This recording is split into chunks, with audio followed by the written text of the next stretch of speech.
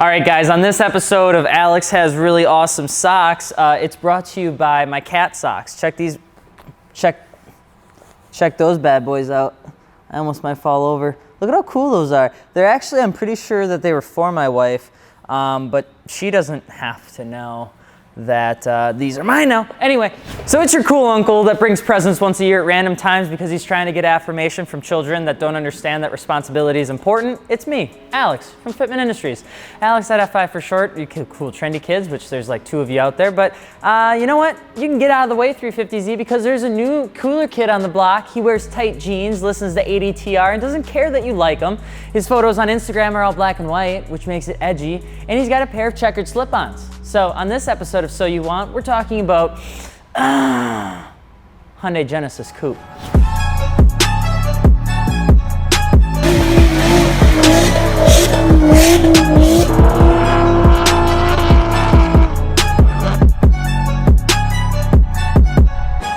So you want a Genesis Coupe. The Genesis Coupe is a relatively new kid on the block. It was Hyundai's first ever rear-wheel drive sports coupe. It was released in 2008 for the Korean market and arrived in the US in 2009. This put Hyundai into the inexpensive sports car segment, which was competing with cars like the Infiniti G37, which wasn't really that inexpensive. So the Mustang, which had more trim levels than you could possibly imagine, the Camaro, which was having an identity crisis, and the Miata, which was just trying to figure out if it wanted to be happy or sad, which is quite the interesting market. The Genesis Coupe came in about 1 million trim levels and 2 engine options, which is just like a very KDM thing to do, because if it has any sort of differentiation, it needs to have its own trim level. They had some pretty cool trim options available, like the Rspec, which received a different, way better looking rear spoiler, Brembo brakes, different suspension. They also had the Premium and Grand Touring, while had some upgraded features like heated seats and a sunroof.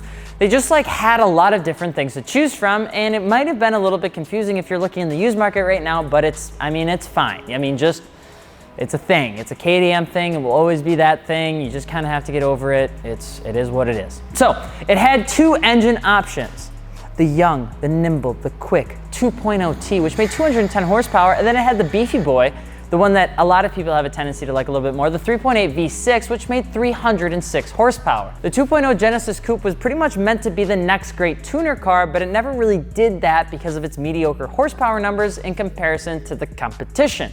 And with a less thrilling driving experience, it couldn't really make up for the definition of a driving experience because it wasn't there. But that's not to say it was a bad car to drive or own, it just didn't have that super exciting feeling that you got when you got into a lot of other competitive cars. Unless you just modded the shit out of it, which is a bit dangerous. And we'll get into that in just a hot minute. Don't forget to subscribe. In 2012, the Genesis Coupe got a facelift and some extra goodies like a better transmission, improved materials, and some pretty impressive horsepower increasing, bumping the 2.0 turbo up to 274 horsepower, and then the 3.8 V6 got up to 348 horsepower. Now, the community is pretty diverse and it has some guys that go all out with the crazy builds, and some guys have kind of the more affordable stuff because they are so incredibly affordable to own.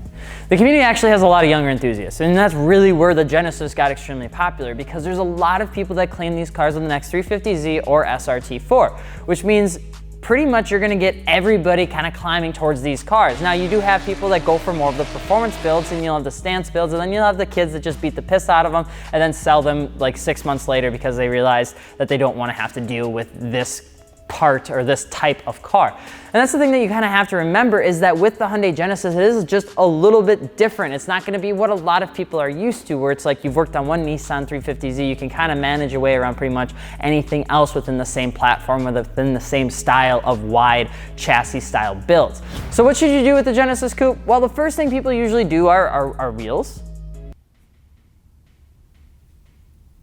Specifically like the Work Emotion or Emotion CR, and they improve the handling of the car with suspension and sway bars.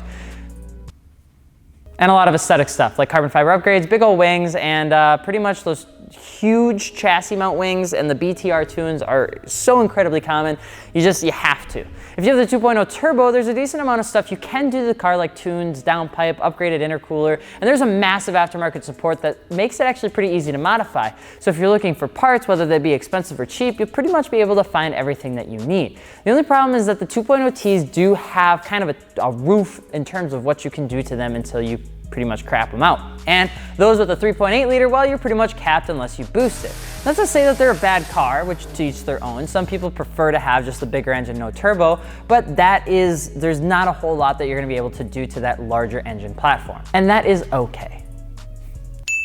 The Geni Coupe is pretty much a great car for those that want to have potential and are okay with kind of doing whatever it is that they want with the car. You can get into it as an entry-level price point, you can get into it as a mid-level price point.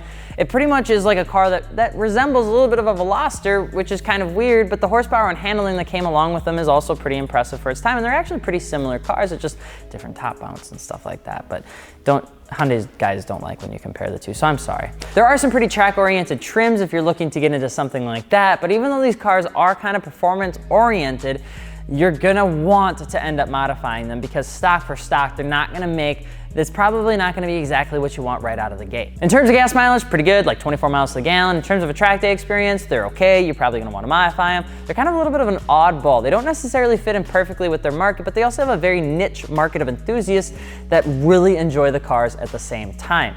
Kind of going back into the modifications, the 3.8 is extremely expensive to get any sort of power increase, upwards of like $6,000 when you start going into the old forced induction route. It's weird because they're fun, they're good. They actually look very aggressive when you can end up kind of putting on the big old chassis mount wing and the wide body stuffs, or just going up with upgraded wheels and coilovers. But you're gonna kind of want to play around with the car. The car's kind of like a Lego. It's like an entry-level Lego car, but since it's a KTM, it's a little bit different than like your Japanese or domestic variant. Even though the Genesis Coupe didn't really fulfill the vision of becoming that next amazing sports car due to its like medium ranking of styling and strong established competition, which I know might get a couple people upset, but we're just the mediator. Don't get mad at us. It's still a great car for any, kind of enthusiast. That is, if you can get past the fact that it's a newer KTM. With how cheap they've gotten to own, you really can't go wrong for what you're getting out of the car. It's a great bang for your buck, considering the horsepower and handling that you can get with the stock car. But much like the G37 and the BRZ, they can be great for daily driving. They can be great for just enjoying what they came out with, as long as you're okay with kind of some of the negatives that come along with that. Some people love them, some people hate them, but hey, every car has its place, including the Hyundai Genesis.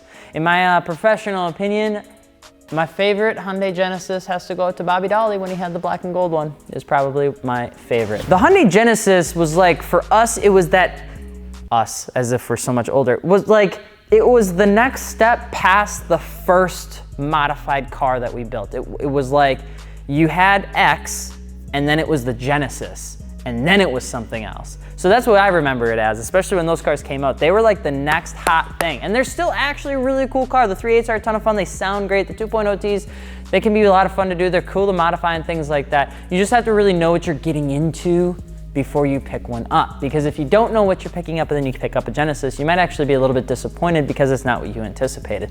Our recommendation is to go out and learn like all of us do in 2019. Watch some YouTube videos and figure out if it's something that you actually want.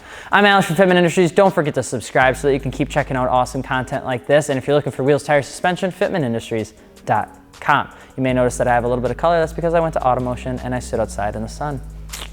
Yep, look at that. Look at that tan. Boom. We'll see you later. Peace.